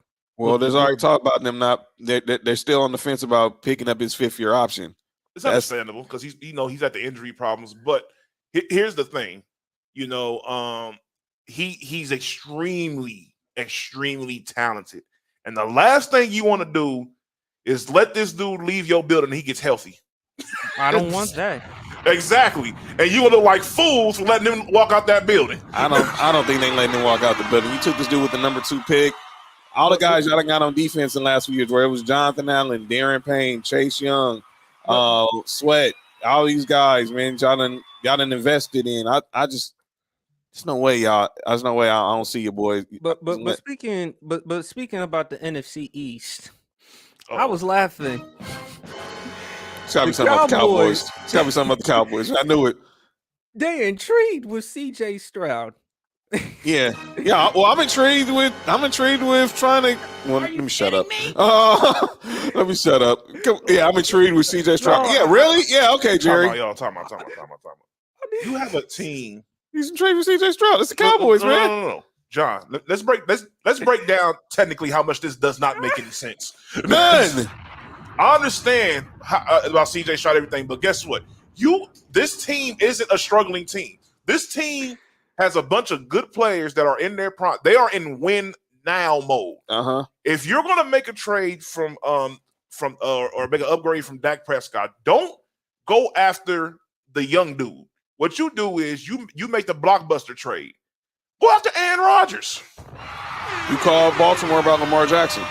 You make one of those moves. You don't go get no CJ Stroud. You don't get CJ. And look, CJ Stroud might end up being a better quarterback than everybody we just said. We don't know that yet. Right. But right now, from what I'm seeing, I think he'll be good. I think he will be too. I think he will be too. But from what I'm seeing right now, based off of what's going on, you have to go with the win now mode. You have to go all in, because the thing is, you have to eventually look yourself in the mirror and be like, our quarterback's not going to get us where we need to go. But I don't know. But here's the thing: Aaron Rodgers in Dallas, him and Mike McCarthy reuniting. Mike McCarthy is going to be calling the plays, and we all know he's proven over the past couple of years he's a product of Favre and Rodgers because his clock management, his leadership skills, motivational skills, just out there, dog. They lost that playoff game because of Dak Prescott. The defense did well enough in order for them to win that game, and Dak wet the bed. He sure did. But the question is, though, which team is willing to trade to get Dak Prescott? Nobody wants that contract. He's in the final year of that contract. They're stuck. They didn't accept that. Same thing with Zeke. They just gonna have to clear the books. They're gonna have to tell Zeke to take a huge pay cut. Zeke said supposedly that he's willing to take a pay cut. Well, he might have to. Here's what I think is going to happen. Because he has little to no value on the free agent market from what I read today. Yeah, because look what Tony Palmer's doing. He took his job. Right. I mean, Zeke can only be effective on red zone situations, 3rd and 1s, 4th and 1s. That's like that. The days of Zeke giving you those 20, 30-yard ones, those are over. Those are done. He's not the same. I don't know what if the injuries. I don't know. He gained weight. I don't know what happened. It's all of the above. Yeah, no, when you not the same. Reach a certain amount of those touches, yeah, it's gonna wear on you. Oh, for sure. And we saw that with Todd Gurley. We saw that with Le'Veon Bell. We saw that with a lot of other running backs, man. And it's gonna happen with Derrick Henry. But the biggest problem with Dallas Cowboys, and I gotta say this to Cowboy fans, it's your damn owner and GM, Jerry Jones. He's the problem. Y'all act like every single year y'all gonna win the Super Bowl. I cannot tell y'all how much Cowboy hate I got prior to that game against the 49ers. Everyone said, man, did y'all see how Dak played in that playoff game against Tampa? He's gonna do that again against San Francisco. Well, he threw 2 picks. By the way, speaking of San Francisco, the reports are that Brock Purdy's surgery has been delayed for probably to early next month. He's still dealing with inflammation in that elbow. Are you kidding me? They're still going to go with Trey Lance as the starter. I mean, you still moved up in the draft to draft him, and we need to see Trey Lance play some football. Matter of fact, when is the last time he ever played football? He played one game in 2020, and that was because of the pandemic. Well, He played the first 2 games of the season. I mean, as far as like a full season of football, I think he may have a total of 5 games under his belt, maybe. And the Jets, what they gonna do? Are they gonna get Derek Carr? They're gonna get Aaron Rodgers. I think they're gonna swing for the fences first, try to get Aaron Rodgers. They got to move on from Zach Wilson because these past 2 years, man, Zach Wilson is. I didn't want to be rude, but he's been a bust so far, man. Well, let me say this. Nick sent something in our group chat I thought was mind-boggling. We're gonna say this before we get on out of here. He sent us some stats. Compare one quarterback to Zach Wilson, and the quarterback A had better numbers than Zach Wilson. You know who that quarterback was? Sports PSP. Jamarcus Russell. Ding, ding, ding, ding, ding. Jamarcus Russell, former number 1 overall pick of the Raiders. Some people who argue is the hugest quarterback bust in NFL history, has better numbers than one Zach Wilson. And that's sad. Jamarcus Russell didn't even want to play football. Didn't even study tape, man. Them blank DVDs. He was just there. He got the check. That's all he wanted. He just got his check and he was cool. Zach Wilson actually wants to play. That's sad. Are you sure? I don't know. We're sure about that now, but we'll see. But we're gonna get on out of here. Friday again. Send some love out to Mark right now. You know he's praying for you, man. Praying out for Pop LZ right now. You know what I'm saying? Make sure, show some love to Mark on the timeline. Send some prayer emojis to his way saying we're praying for you, we're praying for Pops and the whole family. And hopefully he'll be back Thursday with Ill Will and Ben Ready on No Rules, and be back with us Friday. Obviously, the NBA season starts on Friday. Week starts on Thursday. So one final note before we all get on out of here. Number one thing you're looking forward to the final stretch of the NBA season. Sports PSP, go. I want to see Denver versus Milwaukee in the NBA Finals. Jokic winning his MVP. I want Jokic to end all this hate, all this nonsense about him. And I just want to see that matchup between Jokic and Giannis. That's all I got to say. Nick. I want to really see how these new pieces that the Clippers have made have added to the squad, how that works. I seen earlier, I think Linda Buchanan said something about the young players who worked hard. Right. They're gonna lose their minutes. No, those young players still get their minutes. Rush just got all of John Wall and Reggie Jackson minutes. That's all that was. Fact. But so I think everything will work out fine. That team has actually very good chemistry. They're my team, so I follow them a lot. Yo, Beto, you stupid, man. Says Zach Wilson needs some lean. For me, obviously, start leaning the MILF.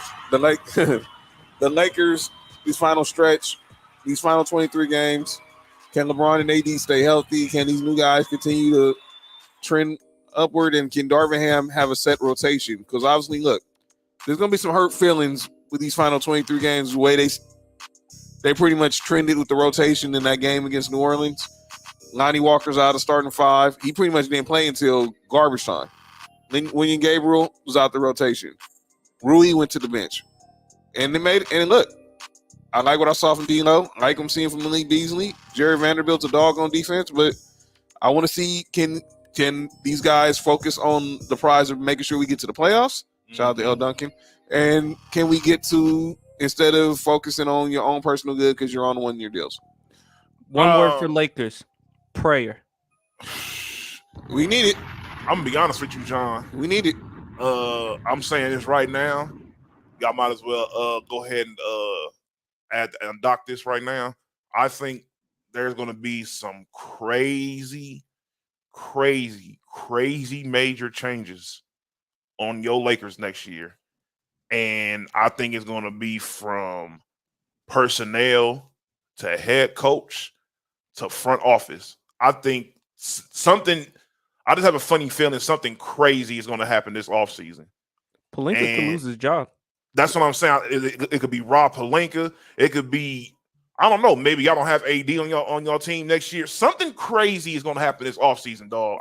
I just have a feeling because it's just like it seems like it's like a crescendo going on right now. Like it's building up to something crazy. Because even before all this happened, I said the Lakers going to have a crazy offseason this upcoming year because I knew Russ wasn't going to be there and they're going to have all this money available and all this stuff.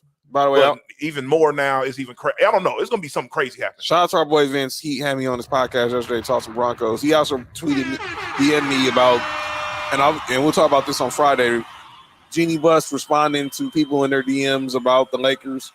I'm gonna say that for Friday because I need to digest everything she was arguing with a LeBron fan about this. But let's be clear, nah. Jeannie's 17. Look, Paco, calm down. Jeannie's Prayer. 17. I'm not worried right now. Look, if I don't see nothing major happening unless Rob Pelinka gets fired, and then that means Darvin Ham's out of a job. And then if a new GM don't want Anthony Davis, then they'll make a trade. But right now, things is pretty much going to be status quo. I believe it when I see it. I think everything's going to be status quo with the Lakers as long as LeBron James is there, as long as Rob Pelinka is there. It's pretty much status quo. But we'll talk about all that on Friday. I'll get into what Jeannie said to the Lakers Twitter and her DMs. Make sure you hit that subscribe button for Townhouse Media on YouTube. Like, share, and subscribe to this page. Again, send some love out to Mark. Thank y'all for all the birthday love y'all showed them as well. SportsPSP, thank you again for joining us. Thank y'all for having me. Tell them where they can find you again on all social media, brother. IG, TikTok, Facebook, Twitter, and of course YouTube, man. Please follow my content, subscribe, man. Try to help me with the brand, man, and I will continuously do my part as far as providing y'all content, man. Thanks for Sports for You for inviting me on the podcast again. Love to be on whenever y'all need me. Absolutely. Definitely. And make sure you, of course, follow Sports for You podcast on Twitter, Facebook, and Instagram. You follow me at jwatson0984 jwatson0984 on Twitter and Instagram. Follow Mark on Instagram at High on Mark and at High on Mark 1 on Twitter. Send him some positive vibes right now. Follow Nick on Instagram at Nick_Freeze on Instagram and at 99Gorilla on Twitter and Instagram. Yes. And make sure you follow No Rules at No Rules Podcast. Shout out to Dolly, Too Much Game Podcast. Shout out to the whole Townhouse Media family. Be safe, be careful, and hug your loved ones. And we'll be back to talk more sports Friday. And we out. This has been Sports for You. John, Nick, and SportsPSP. Mark, we got you, bro. Peace.